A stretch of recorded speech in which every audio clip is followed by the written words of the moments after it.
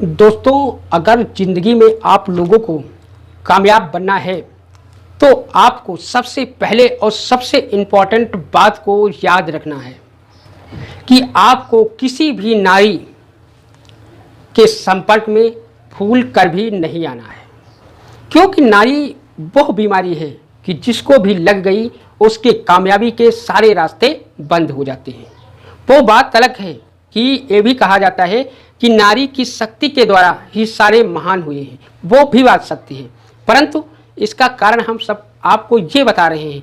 वो नारी वो होती है जिसके साथ हम शादी करके अपनी धर्म पत्नी बनाते हैं, उसकी शक्ति से हम महान बन सकते हैं।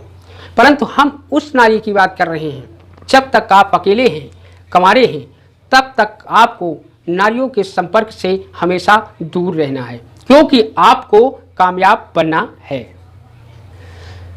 दुनिया में नारी वो एक शक्ति है जिसने विश्वामित्र जैसे ऋषि की तपस्या को भंग कर दिया। आइए दोस्तों, हम उसी ऋषि विश्वामित्र और अप्सरा मेनका की प्रेम कहानी को सुनाते हैं। विश्वामित्र एक बहुत बड़े ऋषि थे जिन्होंने कई वर्षों से कठोर तप का आयोजन कर रखा था। एक बहुत भयंकर वन में विश्वामित्र कठोर तप कर रहे थे।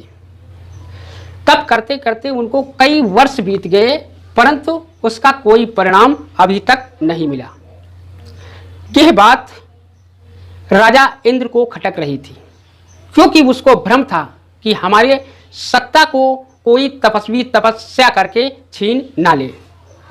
तो विश्वामित्र की तपस्या को देखकर इंद्र का सिंहासन डोलने लगा। इंद्र को चिंता हुई।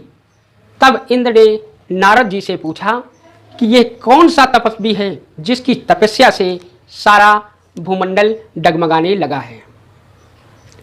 नारद जी ने बताया कि यह ऋषि विश्वामित्र हैं जो कई वर्षों से तपस्या कर रहे हैं।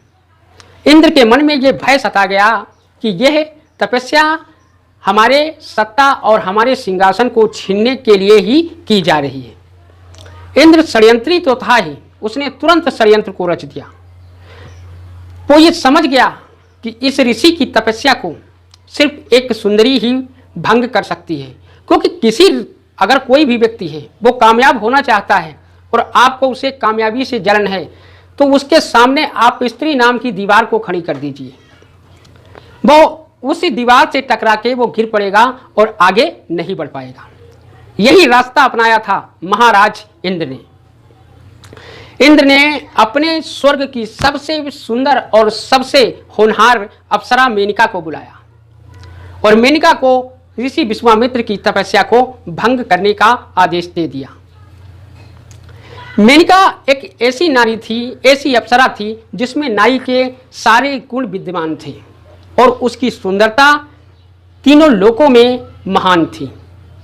मेनका जब ऋषि विश्वामित्र की तपस्या भंग करने के लिए इस पृथ्वी लोक पे आई, तो ऋषि कई वर्षों से तपस्या कर रहे थे। उनका हृदय इतना कठोर हो चुका था, इतना ब्रज हो चुका था कि उन पर कोई प्रभाव पड़ने वाला नहीं था। मेनका ने लाखों प्रयत्न किए, परंतु विश्वामित्र ने अपने नेत्र नहीं खोले। इस पर इंद्र ने भी उसका साथ दिया और कामदेव को भेजा। कामदेव ने कई बाण चलाए जो ऋषि विश्वामित्र को कुछ न कर सके। अतः अत्यंत प्रयास करने के बाद ऋषि विश्वामित्र को आंखें खोलनी पड़ी, क्योंकि वो कामदेव के बाण से घायल हो चुके थे। तब उन्होंने सामने खड़ी मेनका को देखा, जिस पर वो मोहित हो गए, उससे प्रेम करने लगे। मेनका ने भी अपने हृदय से प्रेम जताना शुरू कर दिया। धीरे धीरे उनमें प्रेम बढ़ गया और उसका परिणाम शादी तक पहुंच गया। शादी हो गई। विश्वामित्र अब मेनका के प्रेम जाल में फंसकर एक सन्यासी से ग्रस्त जीवन व्यतीत करने वाले एक साधारण मानव फिर से बन गए।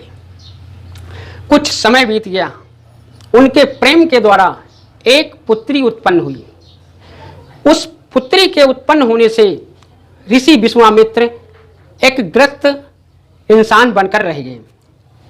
वो संपूर्ण ग्रस्त बन चुके थे।